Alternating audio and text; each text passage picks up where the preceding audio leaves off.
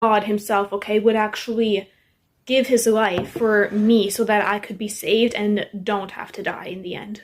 And so then fast forward, when I actually got saved, it was still really hard for me to accept that I didn't have to work my way into heaven. I didn't have to do anything to deserve salvation or to get saved, because that comes from faith and from Jesus alone. Because there's nothing you can do to actually deserve heaven.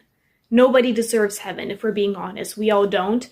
And it comes from Jesus alone and by faith, okay? Like, your faith is what saves you. And it was hard for me to accept that. And then when I did sin, I would be scared to actually come to God because I was scared that I failed and that he wouldn't forgive me. Does that make sense? I feel like I'm not explaining it well. The point is that many of us, we stay in that burning car. Like, we're the guy in that car, okay? We stay in that burning car until we eventually get consumed by the flames. And we don't listen to the person trying to save us. We don't listen to God calling us out of the car, right? He's not going to force us out. Like, we have our own free will. We have our own choices we can make. And he's not going to force that on us. But we decide to stay in that car because we're scared of salvation.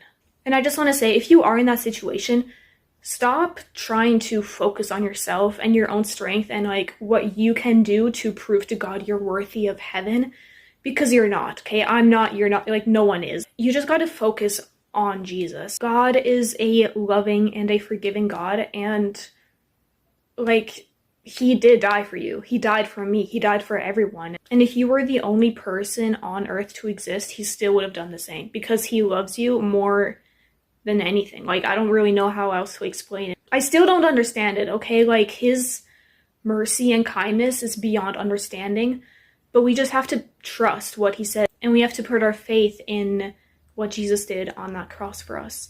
I hope you guys kind of see the connection between the dream and like what I'm trying to say. But thank